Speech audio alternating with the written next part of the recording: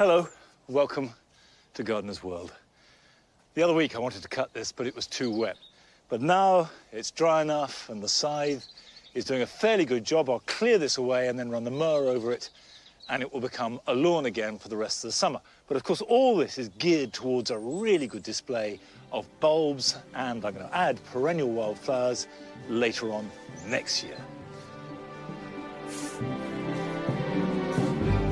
On tonight's programme, Rachel visits a garden near Bath, created to combine careful control with exuberant colour. Flo Headlam makes her second visit to a fledgling community garden in the village of Potton in Wiltshire to see how the work is progressing. We visit a nursery in Manchester, raising plants that will thrive on little more than the air that you breathe.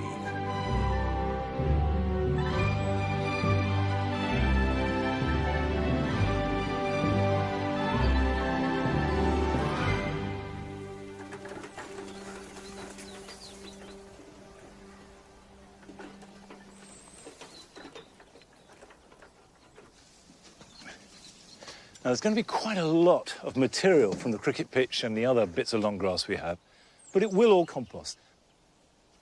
What all compost is made out of is green material, which are sort of fresh leaves, or typically grass clippings, and brown material, which is dead or dried stuff, or cardboard, straw, bracken, that kind of thing.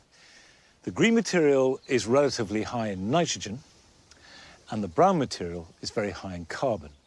And you need both to make good compost. As a general rule, if you have the same volume of brown material as green material, you won't go far wrong. We chuck everything into a holding bay.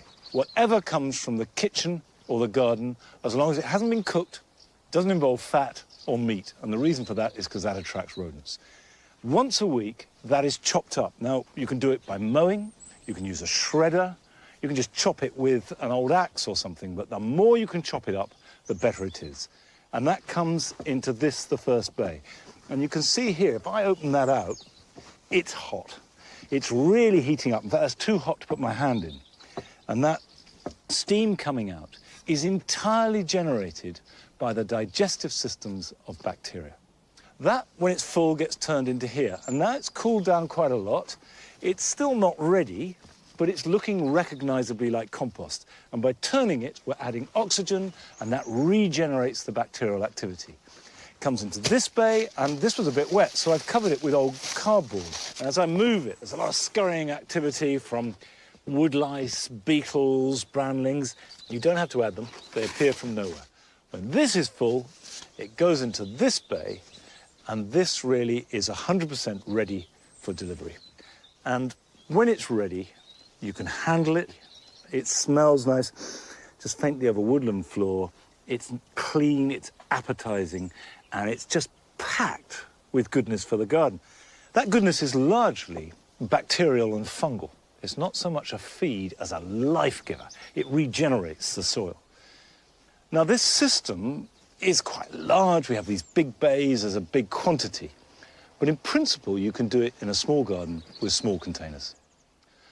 Ideally, you have 3. They could be old dustbins. They would work fine. And as long as you keep turning it, it will make good compost. And if you can't turn, a much simpler way to make compost is simply make a heap. Chuck it all in a heap, build it up, and in time, be about a year to 2 years, the inside of the heap will look exactly like that. So you take your pick. If you want to make it in 3 to 6 months, you do this system. If you want to make it in 2 years, you make a slow heap. But don't waste any material, because the goodness that goes back into the garden and the life and the energy can't be matched by anything else. Now, the reason why we make compost is to make our gardens more productive, more beautiful and healthier. And Rachel has been to visit a garden that is unquestionably beautiful.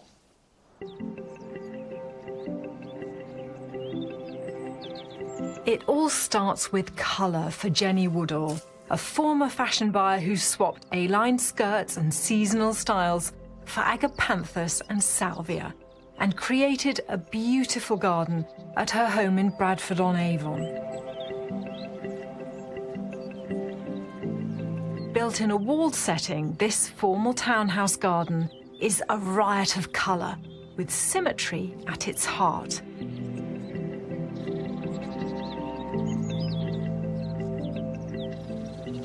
Jenny, I don't want to startle you, but I came Hello, straight Rachel. in. Hello.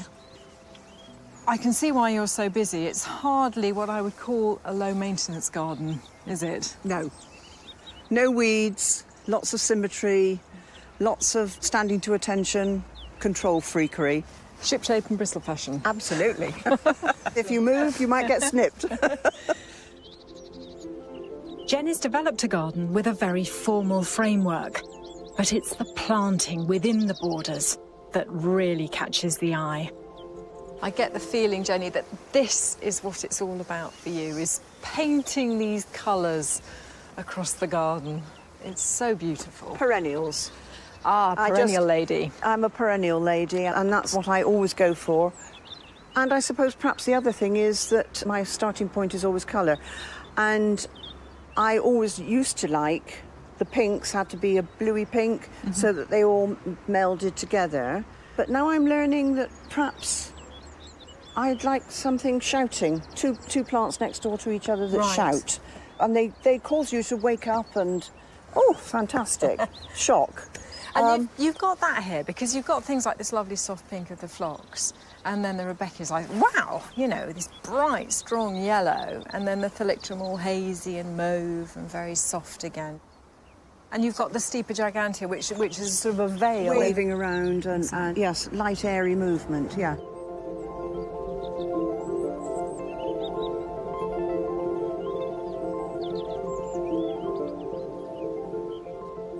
Now, these absolutely immaculate stretches of lawn, which are so pristine and so perfect.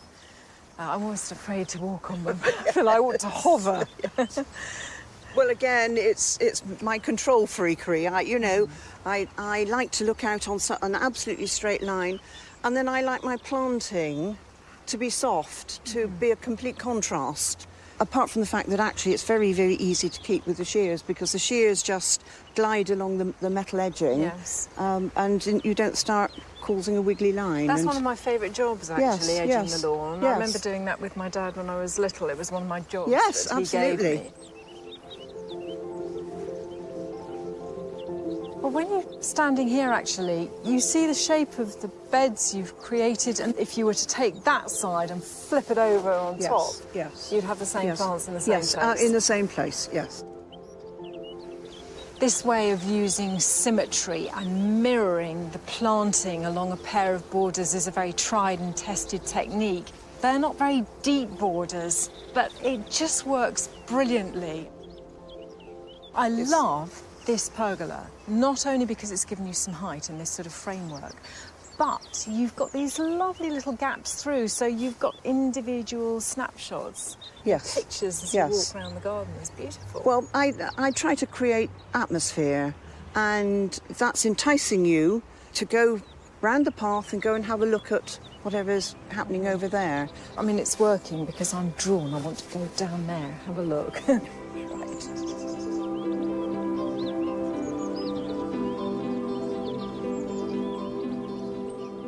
Oh, yes. You know, this just works beautifully now, looking back along there. And I love that you've got the height with the U, so there's nice vertical shapes at the end of each row. Yes, well, it draws your eye through, doesn't it? And so pretty with the rose as well. Yes, the mutabilis, yes. You've got that colour sort of brought through with the penstemon as well. Yes. And then again into the sedum. Yes. Well, I think I'm going to steal that. I'm telling you right now, I'm going to plant that combination in my own garden. I love it.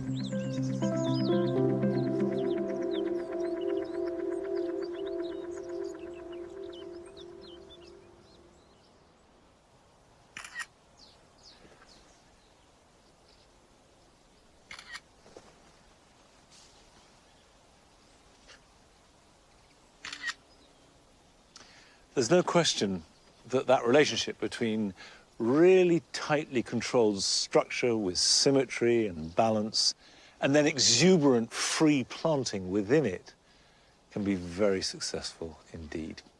And if you're trying to organize colour, One of the best aids to that is simply take pictures. And here at Longmeadow, I take pictures 2-3 times a week.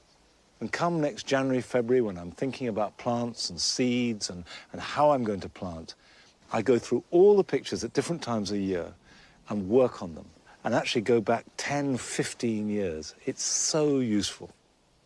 Now, here in the Jewel Garden, there's real exuberance, and at this time of year, real lushness. And that's great for most plants.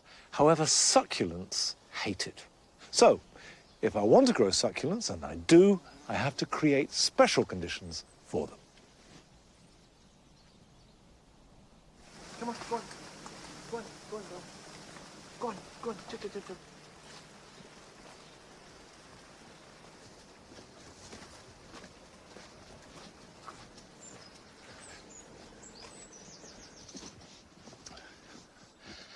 I've got this range of succulents growing in pots, so I can give them the conditions they like. And the range, although by no means a collection, is varied. It goes from these extraordinary Namibian stone plants, the lithops. We have aeoniums, we've got echeveras, and most of them can be propagated from cuttings. Now, echeveras will take very easily from leaf cuttings. Now, cutting, in a sense, is the wrong word, because the last thing you want to do is actually cut it. You want to tear it off from the stem. And if that sounds a bit drastic, it's really important you take it off at the base with a little piece of the stem attached. You have to twist and pull, and there it comes. And what you need to look for is a C-shaped section, like that there. And then you know that it's come off properly, whereas if it's clean, it'll never form any roots. So if I take a pot here, and I've got a cutting mix with lots of grit and sand in it, and I just put in that much there, about 2/3 full, and then top it up right to the brim with grit. And then you simply take the leaf like that and push it in just so it touches the compost. Do not water them for at least a week. And then after a week or so, you can give them a water, and only need to water them once a week. Now, that's actually very easy, very straightforward. As long as you take the whole leaf, there is no problems with that. And much easier are sempervivums, house leeks. You can see here that this is wanting to make new plants by these babies coming through. And all you have to do is detach them and place them on a piece of gritty compost, and they're away. You can just pull that off like that. That one we could take off. So I can just simply sink that in like that, and that should be fine. This one here, and that one there. And those will grow. They really, really are easy. Now, aeoniums are dramatic and a little bit more complicated when it comes to cuttings. I've got two types here. I've got Schwarzkopf, which has got these rich, almost black, chocolatey foliage, and then Voodoo, which is a mixture of ruby red and luminescent green. Now, the Schwarzkopf has got material, these side shoots lend themselves to cuttings. And actually, I took some the other day, because what you should do, conventionally, is take the cuttings and then leave them for a week to let them callus over. And ideally, the base, and you can see this is happening, should be dry and have a scar over the end of it. However, I know that commercial growers don't worry about that. They just take the cuttings and do them. So now, just push the plant in, about halfway up. So I've got a really good stem. And that way, if it takes, I've got a statuesque plant to begin with. Finally, and most radically of all, you can take aeonium cuttings, which will leave you a bare stem, which will then resprout. And for example, this Schwarzkopf is unbalanced. I'd like some more side shoots. So what I've heard you can do, and I have to say I've never done this, so if it goes wrong, I'm losing a plant, is you cut that in half. The cutting must come from green growth, so I'll take that near the top, and then this lower area should resprout. So, time to make the big cut. Here we are. Right, that, I hope, will resprout, giving me a bushy new aeonium. This, although it's really large, is a potential cutting. What I'm going to do is take some of the lower leaves off to let air in around it, to stop it being too moist. And reduce the stem to about like that. So, I'm going to push that in. So it's just touching the compost, and then I'm going to pack grit around it. Will it work? Well, we're all going to find out in the next few weeks and months. Now, if you think that succulents are tough, you ain't seen nothing. Because we went to Manchester to visit a couple of growers who are raising their plants on thin air. Herb plants are so different from any other plants that you could be mistaken for believing that they are from another planet. Their entire life is different from another plant. There's no compost, no pot, they don't go in the ground, they're taking everything in through the leaves. They're just a weird plant that's otherworldly. About 10 or 12 years ago, I got my first herb plant, which was a bit of a disaster, but I don't like being defeated. And from there, as you can see behind me, it became a bit of an obsession. So I used to work in insurance and for many years, so basically working in an office, same four walls every day, and eventually I started to work on a sort of part-time basis for Graham, helping out in his nursery, got me outdoors. Got a bit of a feel for that, started to love it, and then as he moved on to the air plants, I moved with him, and the rest is history, but I love my air plants. Herb plants are known as Tillandsia, that's the proper name for them. They're a member of the Bromeliad family, which is the same plant family as the common pineapple. They differ slightly in the respect that Tillandsia are all epiphytic in growth, which means that they take all the water and nutrients in out of the earth. Generally speaking, herb plants come from Central and Southern America, so mostly Latin America, but some species do extend as far north as the southern states of the USA. There's two basic types of herb plants, which most species of Tillandsia can be divided into. You get the mesic type that tend to be from rainforest environments. They have much lusher green leaves because they're used to more humidity and less light. On the other side of the fence, you've got the xeric type of Tillandsia, which tend to be from desert environments, where they're used to a lot of sun beating down on them. So they're the ones with the more silvery leaf, and the silver's caused by little hair-like trichomes up the leaves that help to reflect the sunlight.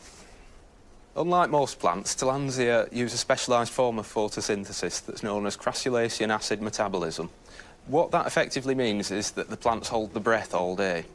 Now, this is to prevent losing moisture through the leaves and through the breathing in the daytime.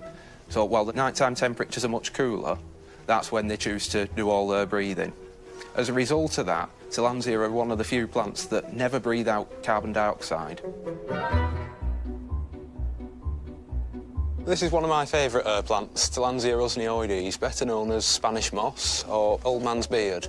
It's prevalent in places like Florida, where you see it growing from trees. A bit of it will get caught on the wind, snag on another tree. Next thing you know, you've a colony of usneoides that can bring trees down because of the sheer weight of it.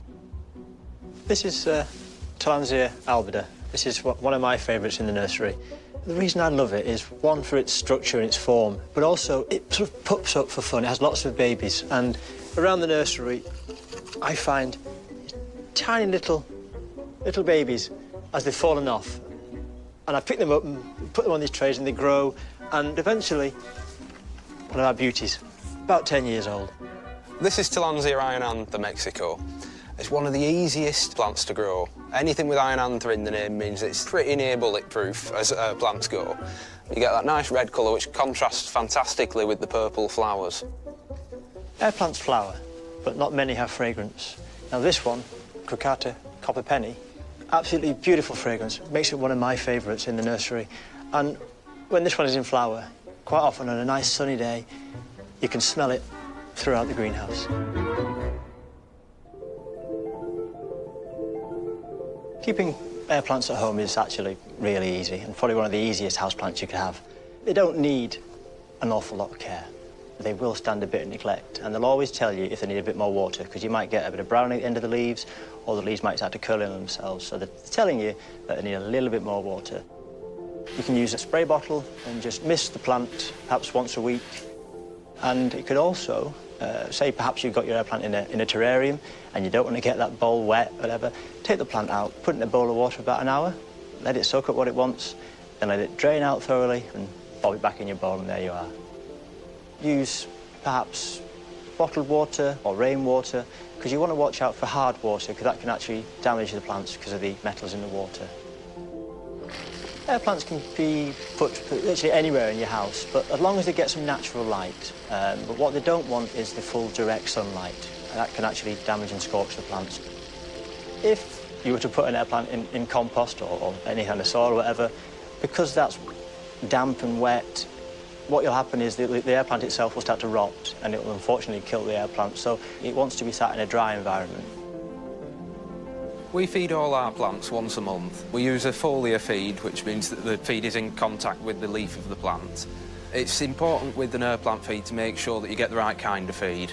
Most plant feeds contain a high level of urea as the nitrogen source. So when you're looking for a feed, just look for that statement on the bottle, contains no urea. A decent Tillandsia feed or a decent orchid feed is perfectly adequate. We dilute it down, spray it on once a month, job done.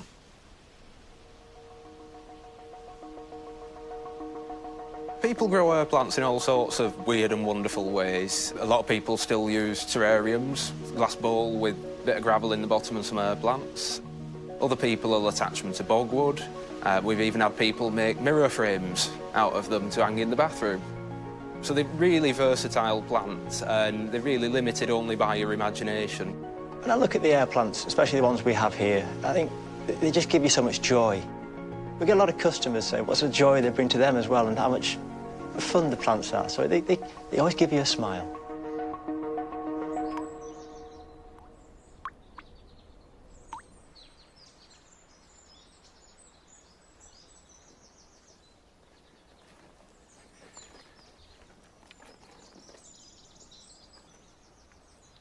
Even if you know nothing about a plant or you've decided it's not your thing, to see people's enthusiasm for something always inspires and sometimes provokes you to do it yourself. These are fascinating, and if you get an old log and just stick them in, you can glue them in if you want, but you don't need to. You can just attach them into cracks and crevices, and we could probably work that into there. All these air plants will survive perfectly well, just resting on that. And just put that on your windowsill, and that's it. If you put it in the bathroom, it'll enjoy the humidity. Otherwise, mist it once a week with rainwater, and that is literally all you have to do, and these will grow fine. And if you don't want a log, well, you can always buy something like this Spanish moss and hang it up, and that will grow quite happily in your home. Now, my guess is, for anybody that doesn't have access to a garden, is not even particularly interested in gardening, this could be a really good introduction. Fascinating if you've got a windowsill or a small flat. But there are people who don't have gardens who would love one and are really keen to share a community space if that's possible. And Flo Headlam is making her second visit to the community garden in Potton in Wiltshire, which is beginning to take shape.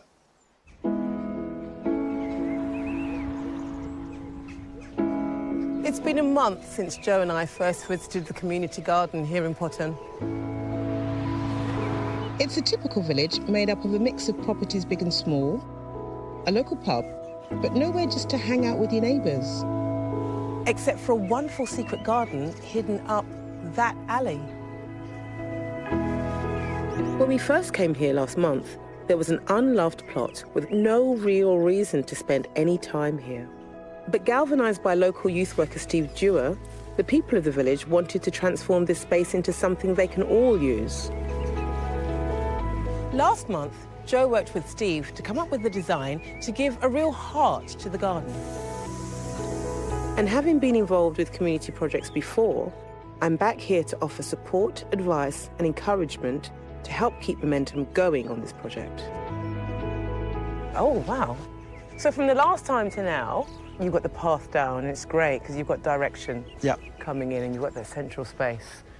The willow arch is looking good. It's coming back, isn't it? Yeah. It's looking fresh. And then it leads to that central area, which is going to be the kind of main hub, isn't it? Yeah. The kind of main social area. So everything will then lead off that. So we're looking at 5 different sections, with each kind of area giving a slightly different thing to the Different space. activity. Yeah. OK, great. Sounds like you've got some design skills yourself. Well, it just when people come together and just chat about it, and everyone's got a little bit of input and a thought, yeah, we would kind of go with what everyone agrees with.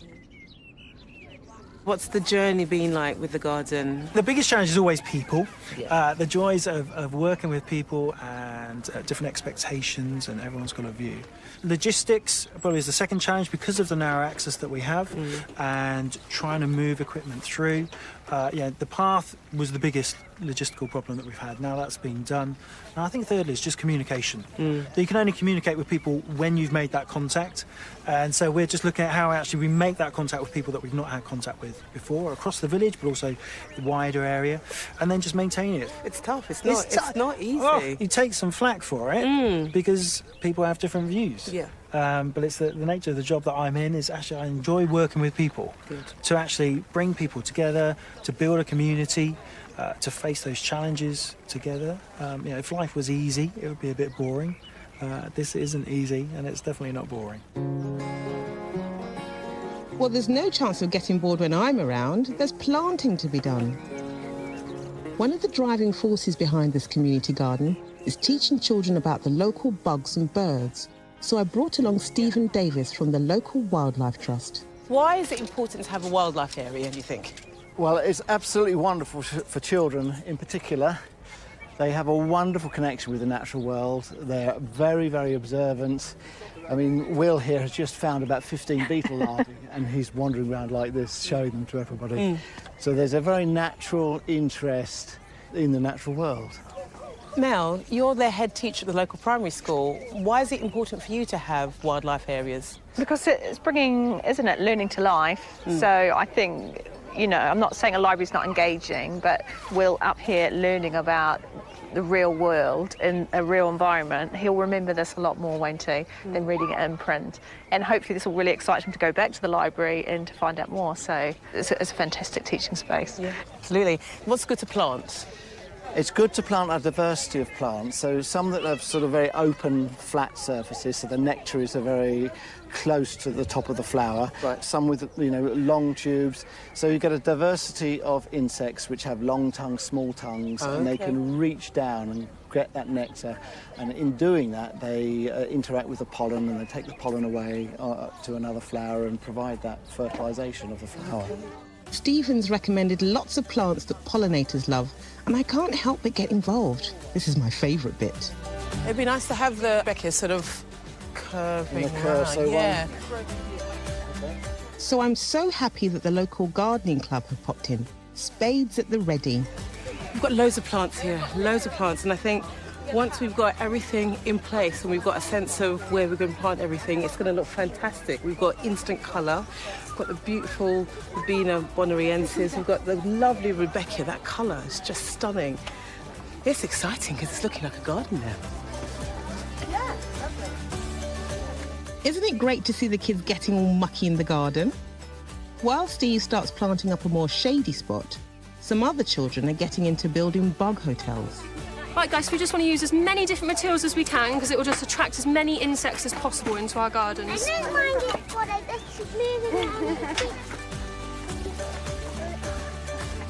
This is what Steve had in mind when we first talked about this community garden, is bringing people together. And that's happened here today. We've got kids out here who've been digging, lifting soil, lifting turf. They've been making bug hotels. We've had the gardening club, another generation who've come to help out and to lend their expertise. And mums, you know, and their kids sitting around. People are just hanging out, but enjoying the space. It just fills me with pleasure to see them here and being involved.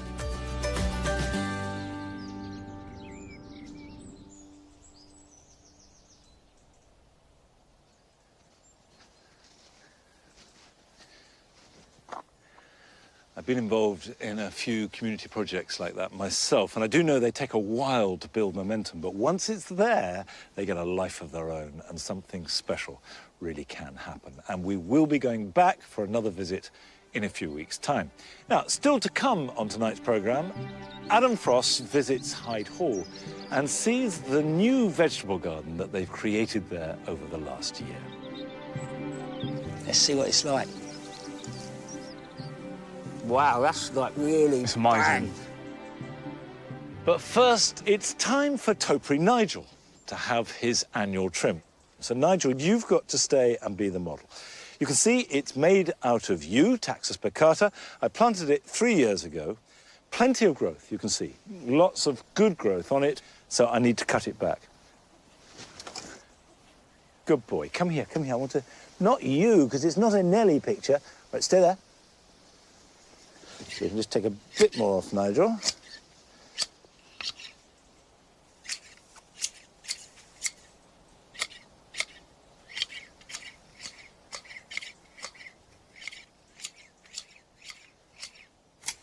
His tail has gone berserk, but that sometimes happens anyway.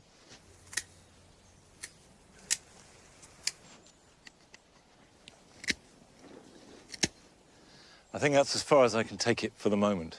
It won't ever be as beautiful as the real thing, but it's fun. The whole point about topiary is that it's part sculpture, part horticulture, and part mucking about. And the mucking about is as good as the other two bits easily. Now, some people take topiary seriously, and they are extraordinarily good at it. And I went down to Dorset the other day to visit a master craftsman in the art of topiary.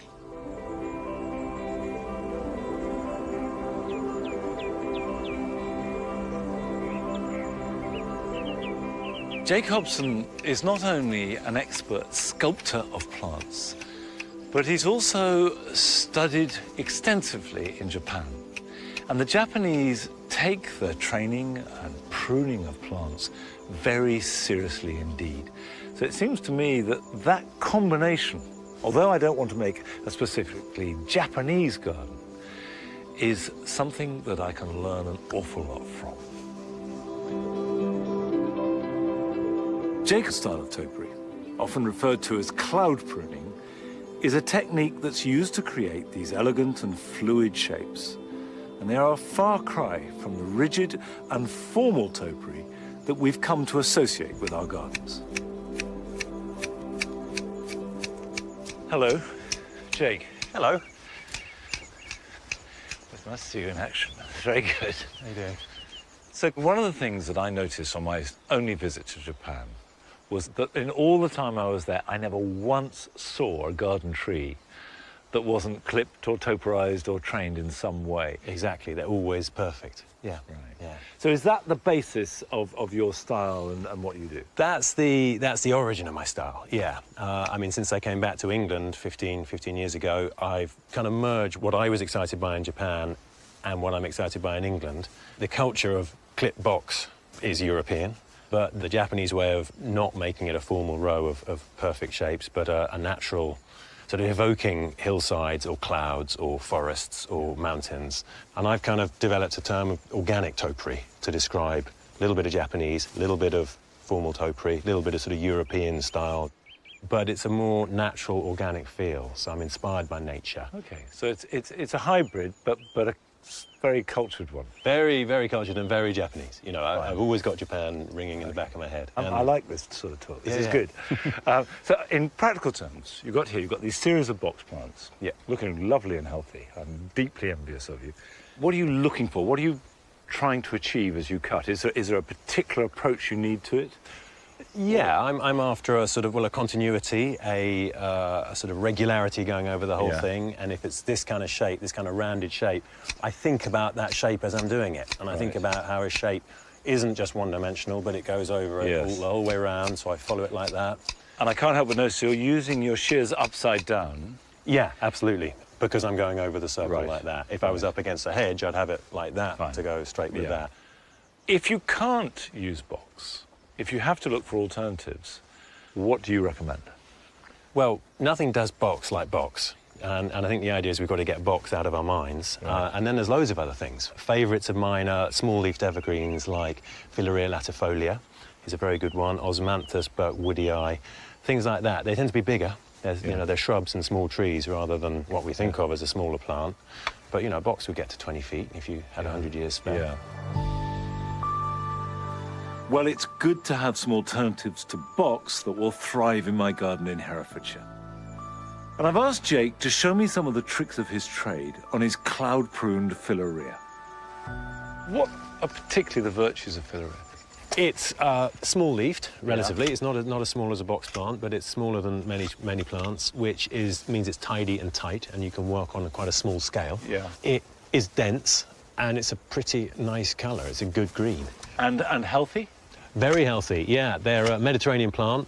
They like to be slightly on the drier side. You know, they don't want to be in a swamp. That leads on to my next question, because where I am, in winter, it manages to be both wet and cold simultaneously. And a lot of plants hate that combination. How does it cope? Hardy in Dorset. Yeah, but you're in sunny Dorset. Hardy in Dorset. Hardy in the bottom half of England. Let's have a go at that. So yeah. If you're south of sort of the Wash to the Bristol Channel line, you would say that it's a good punt. I'd say it's a great punt. Yeah. Right. Yeah. The temptation, well, there's one temptation which is to take much too much off in one go, but the other temptation is to be too bitty and to only pick off the bits that look big. But I know full well that this is going to keep growing because we're now in early August and we've got another 6 or 8 weeks of growth, and we've got to be quite strict with it. That's looking good. That's it. And then occasionally with topiary you get some sort of harder, woodier stuff out towards the top, bits like that. And I tend to, with a pair of secateurs or another pair of clippers, just go in and just take out the woodier stuff. If you run your hands through it, it all feels soft and fluffy rather than hard and brittle. Yeah. Now, how often do you cut this? I try to cut this twice a year. Most evergreens twice a year. Typically sometime in June, and then a tidy up in the autumn is basically so the key. It lasts all winter. So you got it through the winter, which is where it's most important because there's nothing else to look at. OK, let's have a look. Yeah.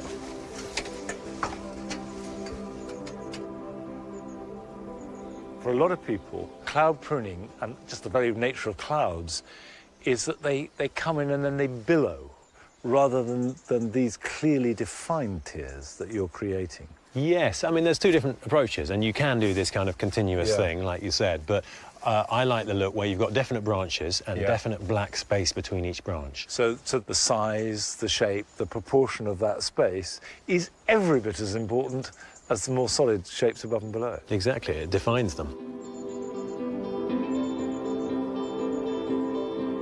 I suppose one keeps coming back to this thing that you go with what the plant is inclined to do and what you are inclined to do at that moment.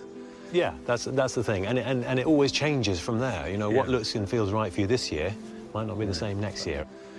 It's a very free-form, subjective approach, rather than the European thing of creating these shapes. You know, you want a cone, a pyramid, a ball. Absolutely, it's not a sculpture. It's a living thing. It works, doesn't it? Because what you're describing is something that is very liberating. There are no rules. Use good tools, keep them sharp, look after the plants, and just go with it. Let it happen. I think it looks really good.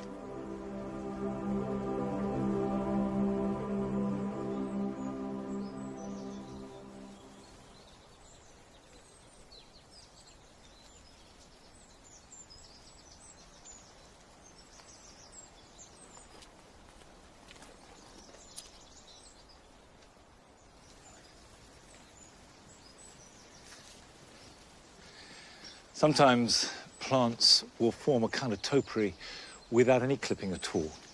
I've planted a pair of Irish yews either side of the path and this doorway. This is Taxus baccata fastigiata, and they create a living topiary. So that gives us an architectural, very dramatic statement, and they're great plants for that. The other really good thing these pair of Irish yews are doing for me is tying together two parts of the garden. The herb garden is doing really well, it's fully functional, and there's not a lot to happen in there. But this part of the garden has hardly been touched. And it's time to develop it. And in fact, it's not a coincidence that I went down to Dorset to see Jake in action, because we want to make topiary here of a free-flowing, not necessarily Japanese, but organic kind. All these plants here, and I've got loads more, have been grown from cuttings. And they've cost me absolutely nothing. However, I am restricted in some ways because I can't use normal box. That's Buxus sempervirens or Sophruticosa. But what I can use, and intend to, is this very thick leaf box. This is a variety called Hansworthiensis, and I've still got it elsewhere in the garden. And it seems to be both pretty much resistant to blight, and if it does get it, it recovers. Now, it's worth pointing out to you that if you find box, and I quite often get people asking me this, that has these orange leaves looking very sickly, this is not box blight. It's a classic sign of stress. And the reason why they're like this, because this has been in this container for 2 years, it's outgrown all the nutrients, and poor thing, it's starving. This will recover. So don't worry if you've got orange leaves on your box. This is a slow process, and because it's organic, I'm not going to try and plant them all in one go. I'm just going to start building up and adding in plants. But on the corners here, on both sides, I want to have a U sort of blob that will spill out over the path. And I'm going to do that by planting these 4 cuttings in a square. So by placing these 4 plants that will grow together and effectively become one, we immediately create a mass, and in a year or two can start clipping that. And you'll notice that I've chosen plants that do not have a leader. They're spreading automatically, so that makes them suitable for this fairly low horizontal shape, which can be clipped tight. Yew is a tough plant. It will grow in chalk, it will grow in acidic soil, it will grow in full sun, it will grow in some shade, but it will not grow in waterlogged soil. It really must have good drainage.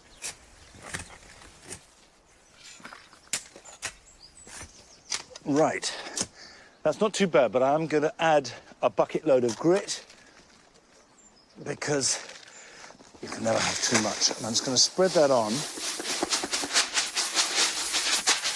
and dig it in.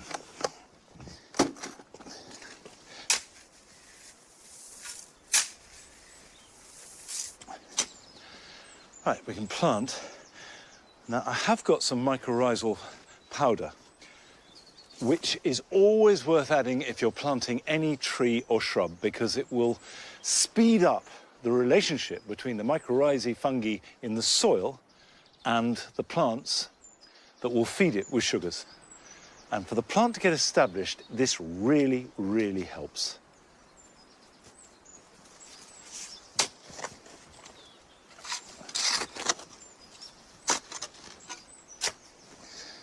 And the thing about mycorrhizae, there has to be direct contact with the roots. What I do is just rub it in like that.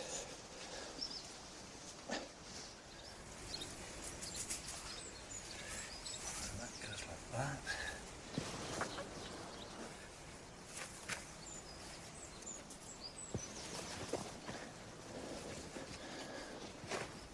And I won't be thinking about clipping these for another year or so. We just let them get established. Now we move over to the Hansworthiensis. This will never be a low blob. This wants to be fairly upright. And my vision is that we have these lower shapes morphing into the taller ones and then going down again, so the whole thing flows.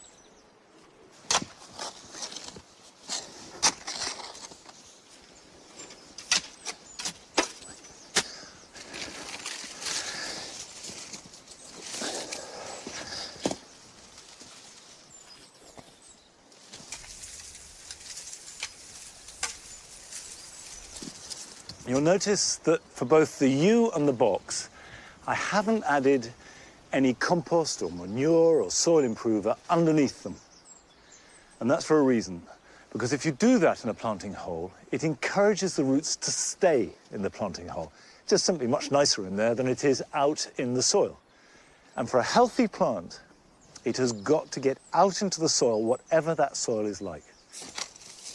Right, I'm just going to gently firm that in.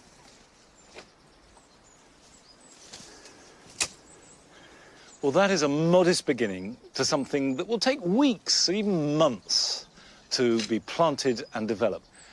Now, 3 years ago, almost to the day, I visited RHS Hyde Hall for the first time, and I was really impressed by their vegetable garden and the way that they grew them. Well, they've moved on because they have created a brand new, much bigger vegetable garden. And Adam Frost went along to have a look.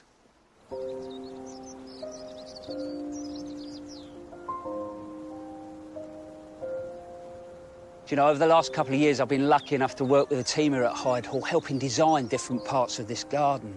And I have really fallen in love with it. But earlier on in July, they opened a new veg garden. But this is not a normal kitchen garden. It's all about pushing boundaries and seeing what we can grow in that UK environment. And I am feeling a little childlike, and I can't wait to go and have a look.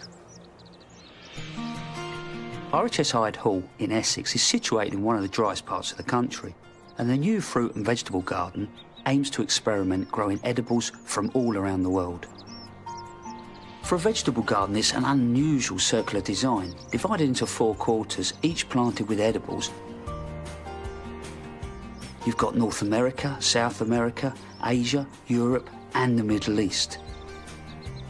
Overseeing the garden is horticulturalist Matthew Oliver.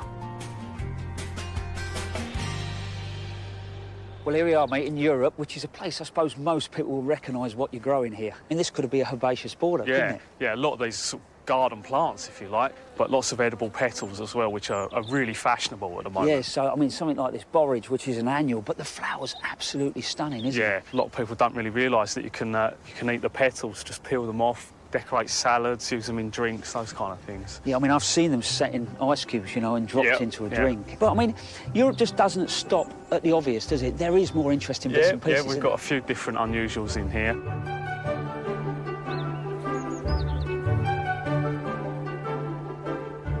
This is agretti, very similar to samphire, but much easier to grow. Seed in the spring for this. Samphire's incredibly salty, so has it got that same... Yeah, this has got that same sort of slightly salty taste to it, that crisp crunchiness as well. You can try some if you want, yeah. Get on. Let's see what it's like. Wow, that's like really... It's amazing. Bang. So work well with sort of fish dishes, that kind of thing. Oh, look at you, you're behaving like a cook now. I think this is definitely worth a shout. It's lovely.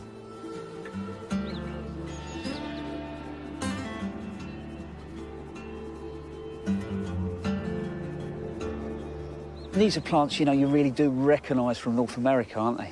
Yeah, very traditionally sort of North American agriculture type plants in here. So I think Native American, so we've got the sweet corn, lots of climbing beans, and then lots of pumpkins and squashes as well. But anything more unusual in North America? Yeah, we've got some wonderberries, which are very unusual. Right, let's go and have a look at those.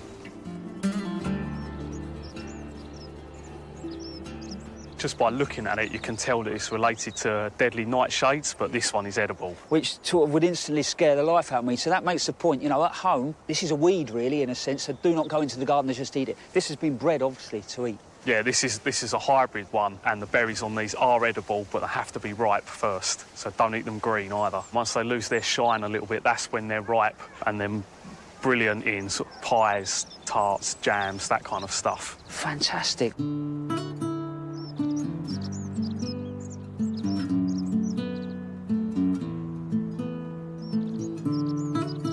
South America says to me potatoes, but obviously there's a whole lot more. Yeah. Squashes? Yeah, shark's fin melon, a different species of squash. Yeah, loads of different stuff, lots of tuberous roots, cannas, yacon. Cannas, you know, most people would think, plant, you know, we're growing it in the border, but you can eat the tubers, Yeah, can't eat the tubers, roots of those. And down here? This is ochre. So for me, this is a plant that really summarises everything we're trying to do. So it's slightly unusual, people won't have heard of it, but it's something that could have a good stab at growing at home. Yeah, it's a tiny little sort of like a tuber, isn't it? Yeah, sort of a stem tuber forms sort of big swollen sort of roots, kind of pinky reds, creamy colours. A really versatile crop as well in the kitchen. In South America, where they come from, these rival the potato in terms of importance as the staple crop, and they can do here as well with a little bit of breeding work on them. Yeah, I mean, I've eaten them, and they were an awful lot better once I put a bit of garlic butter on them, you know. But actually, front of a border, you know, interplanted. They're a lovely little plant, aren't they? Yeah. Propagation-wise, how are you going to do these for next year? So these, you just save back a few tubers when you dig them up, store them somewhere sort of cool, frost-free, and then just pot them up and start them into growth again next March time, something like that. So you start them inside and then bring them out and plant them out? Yeah, they're tender plants and need protecting from the frost early in the season.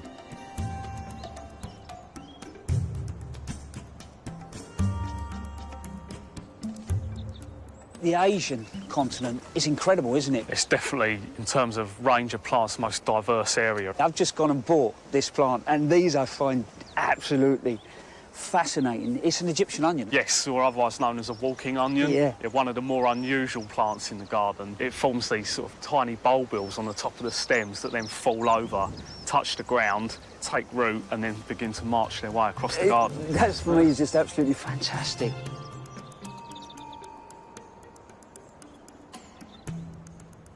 This is one part of the garden where we're really pushing our luck with what we can do. It's highly experimental. I mean, we in theory shouldn't be able to grow these things in Essex. So you've actually got soybeans in here, yeah? There are a few in there where they flowered and just the beans starting to fall. Yeah. So hopefully, if we have a decent summer, these might make it through to harvest. They'll be well chuffed. Do you know what? We shouldn't forget you're growing this on a hillside in the driest part of the country. So if you can have a go, people at home should have half a chance, shouldn't Definitely. That's what we're trying to do, is inspire people to go away and do a bit, grow your own. Well, I'll tell you what, you are definitely doing that. Thank you.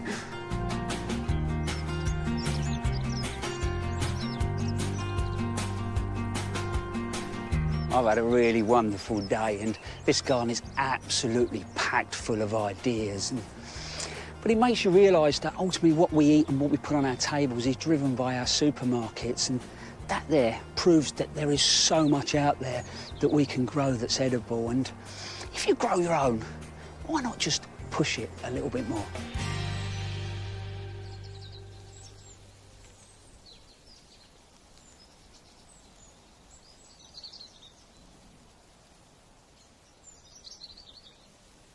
It could be that it's something exotic that inspires you to grow vegetables. It could be, as largely as the case for myself, that you just try and grow really good ordinary veg that are as delicious as possible. It doesn't matter.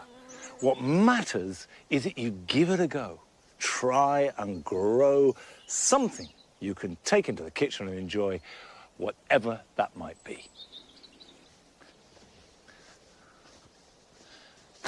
And if you think you haven't got any room for vegetables, you can grow them in containers. I sowed 3 containers here about 5 weeks ago.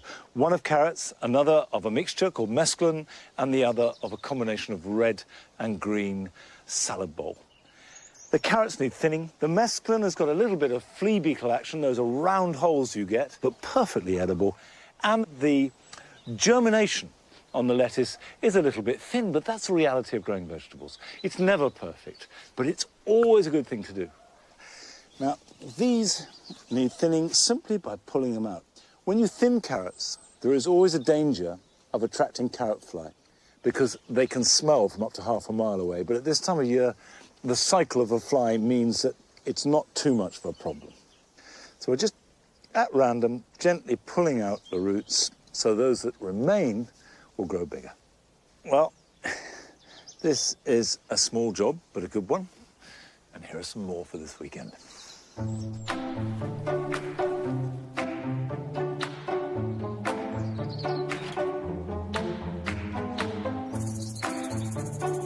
If you grow rhododendrons, azaleas or camellias in pots, it's not uncommon for the buds to fall off before they open in spring. And that is because the plants are too dry now. So give them a good soak using rainwater now and every week for the next 6 to 8 weeks. And this will ensure good flowering next spring. As summer fruiting raspberries are coming to an end, autumn fruiting ones are really coming into their own. But the plants can sprawl all over the place. So support them temporarily using canes and string, and this will tidy them up and make them much easier to pick. If you sow spinach seed now, it will germinate very quickly and give you a harvest from late autumn right through the winter into next spring. I sow my seed in drills and just cover them lightly over with a rake. If it's very dry, I will, of course, water them.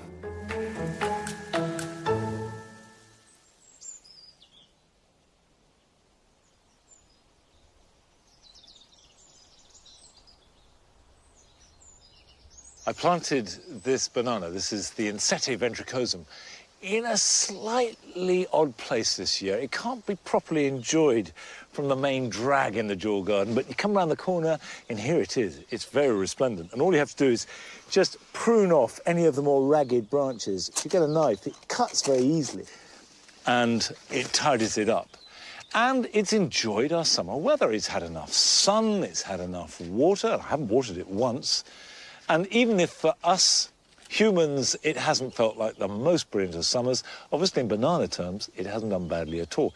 And until we get frost, this will be absolutely fine. However, let's see what we've got in store for us with the weather in our gardens this weekend.